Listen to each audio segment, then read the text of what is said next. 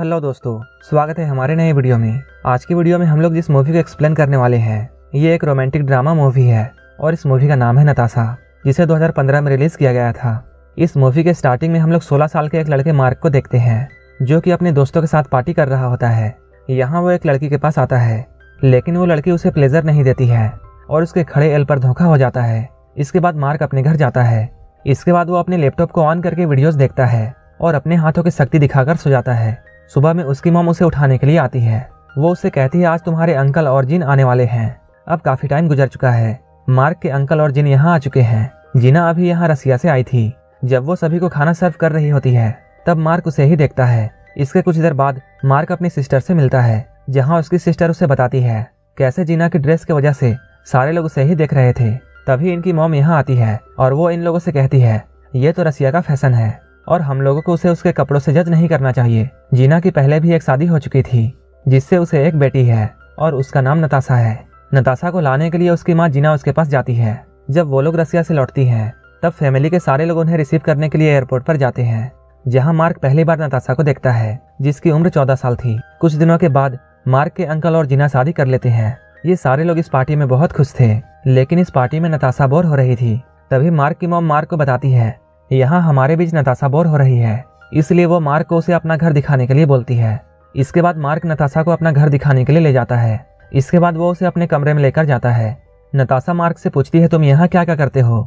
Mark उससे बोलता है मैं ज्यादातर अपने रूम में टीवी देखता हूँ। तब नताशा उससे पूछती है क्या तुमने यहाँ किसी लड़की के साथ मेकआउट नहीं किया है। ये सुनकर मार्क चौंक जाता है। वो नताशा से बोलता है तुम तो सिर्फ 14 साल की हो और तुम ऐसी बातें कैसे कर सकती हो। नताशा उससे बोलती है मैं बहुत सारे आदमियों के साथ ऐसा कर चुकी हूँ और अगर तुम चाहते हो तब मैं तुम्हारे साथ भी वैसा कर सकती हूँ। ये सुनकर मार्क उससे कहता है मेरे अंकल ने तुम्हारी मॉम से शादी कर ली है और इस वजह से हम लोग कजन हुए।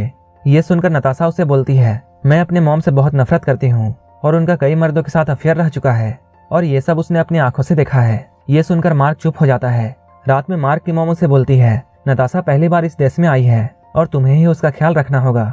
तुम्हें उसके साथ समय बिताना होगा क्योंकि अभी यहाँ उसका कोई भी दोस्त नहीं है। मार्क अपनी मॉम की बातों को सुन रहा था, लेकिन सिर्फ वही जानता था कि नताशा कैसी लड़की है। अगले दिन मार्क नताशा के घर पर जाता है। यहाँ जीना उसे बताती है नताशा को अकेले रहना पसंद है, वो काफी अलग है और अगर वो कभी तुमसे गुस्सा हो जाए तब तुम बुरा मत मानना। इसके बाद नताशा की मॉम उसे बाहर बुलाती है, लेकिन उन दोनों के बीच में कुछ बात को लेकर अनबन चल रही थी। इस वजह से नताशा बहुत गुस्सा थी और वो यहाँ से चली जाती है। इसके बाद मार्क भी उसके पीछे पीछे आता है। उससे मिलकर मार्क पूछता है आखिर बात क्या है। नताशा उससे बोलती है वो अपनी मॉम की शक्ल भी नहीं देखना चाहती है। मेरी मॉम मुझे यहाँ लेकर आई है और तभी से मेरी लाइफ बिल्कुल बोरिंग हो चुकी है। इसके बाद मार्क उसे अपने दोस्त रूफर के पास लेकर जाता है, जहाँ नताशा रूफर से मिलती है। इसके बाद नताशा मार्क से रूफर के बारे में पूछती है। मार्क उसे बताता है उसके पेरेंट्स का डिवोर्स हो चुका है और रूफर यहाँ अकेला रहता है। इसके बाद ये लोग साथ में लंच करते हैं। ये लोग काफी वक्त साथ में गुजारते हैं।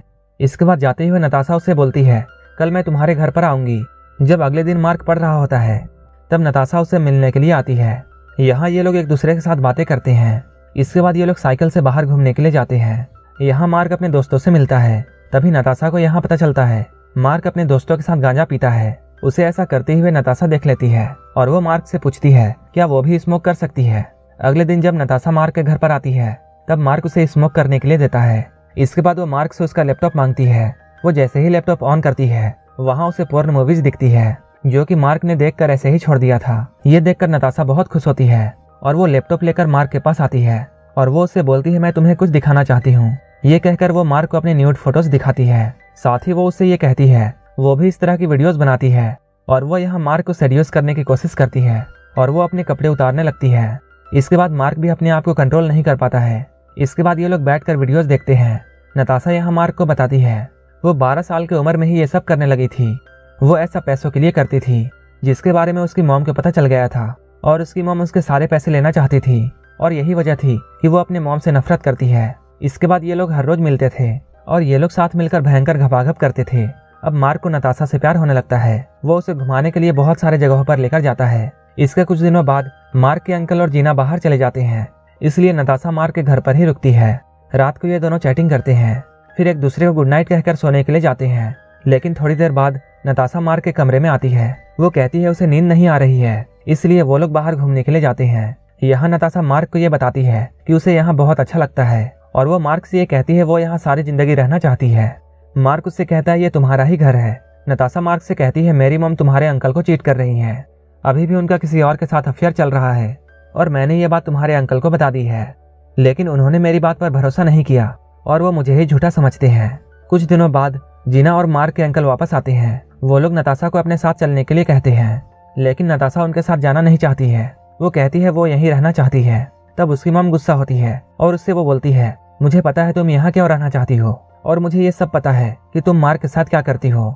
इस बात पर नताशा बहुत गुस्सा हो जाती है और वो जीना पर हमला कर देती है। मार्क के डैड उन्हें ऐसा करने से रोकते हैं। इसके बाद नताशा की मॉम उसे जबरदस्ती अपने साथ ले जाती है। अगले दिन मार्क नताशा के घर पर जाता है। यहाँ आकर वो जीना से सॉरी कहता है। जीना उससे बोलती है इसमें तुम्हारी कोई गलती नहीं है। यहाँ वो नताशा की बुराई करती है और कहती है वो एक बहुत बिगड़ी हुई लड़की है, उसके कई बड़े बड़े मर्दों के साथ अफेयर रह चुके हैं, लेकिन तुम तो अभी बच्चे हो। ये कहकर वो मार्क को यहाँ से जाने के लिए बोलती है। जीना यहाँ मार्क को नताशा से मिलने नहीं देती है। उसी रात नताशा अपना सारा सामान लेकर मार्क के घर पर जाती है, जहाँ वो मार्क को बताती है वो फ्लोरिडा जा रही है। वो उससे पूछती है क्या वो भी उसके साथ आना चाहेगा। ये कहते हुए वो उसे बताती है मेरी मॉम और तुम्हारे अंकल का डिवोर्स हो चुका है और ये सब मेरी वजह से ही हुआ है, क्योंकि मैं तुम्हारे अंकल के साथ सोई थी ताकि उन दोनों का रिश्ता खराब हो जाए, क्योंकि मैं ऐसा नहीं चाहती थी कि मेरी मॉम तुम्हारे अंकल की जिंदगी बर्बाद कर दे। उस रात नताशा मार्क के घर पर ही रुकती है। जब सुबह होती है तब मार्क अपने बचाए हुए कुछ पैसे उसे देता है ताकि उसकी थोड़ी हेल्प हो जाए। इसके बाद जैसे ही सुबह होती है नताशा अपना सारा सामान लेकर यहाँ से चली जाती है। यहाँ मार्क के फैमिली वाले ये सोचकर बहुत परेशान थे कि मार्क के अंकल ने इतनी जल्दी अपनी शादी क्यों तोड़ दी, क्योंकि मार्क के अलावा यहाँ किसी को भी पता नहीं था कि इसके पीछे की वजह क्या है। मार्क इन्हें कुछ भी नहीं बताता है। वहीं मार्क का दोस्त रूफर उसे बार बार कॉल कर रहा था, लेकिन मार्क उसका कॉल नहीं उठा रहा था। कुछ दिनों बाद जब मार्क रूफर के घर में जाता है तब वो नताशा को यहाँ देखता है। तब रूफर उससे ये बोलता है मैं यही बात तुम्हें बताने के लिए बार बार तुम्हें कॉल कर रहा था, लेकिन तुम मेरा कॉल रिसीव नहीं कर रहे थे। रूफर मार्क से ये बोलता है नताशा यहाँ मेरे साथ सेफ रहेगी। तभी वहाँ नताशा आती है और वो मार्क की तरफ गुस्से से देख रही होती है। इसके बाद मार्क भी बहुत गुस्सा हो जाता है। वो यहाँ बहुत उदास था क्योंकि वो नताशा से प्यार करता था, लेकिन उसने उसे धोखा दे दिया और ये मूवी यहीं पर खत्म हो जाती है। अगर आपको ये मूवी अच्छी लगी हो तो एक लाइक जरूर कर देना और ऐसे ही मूवीज के लिए मेरे चैनल को जरूर सब्सक्राइब कर लेना। तो मिलते हैं हमारे नेक्स्ट वीडियो में।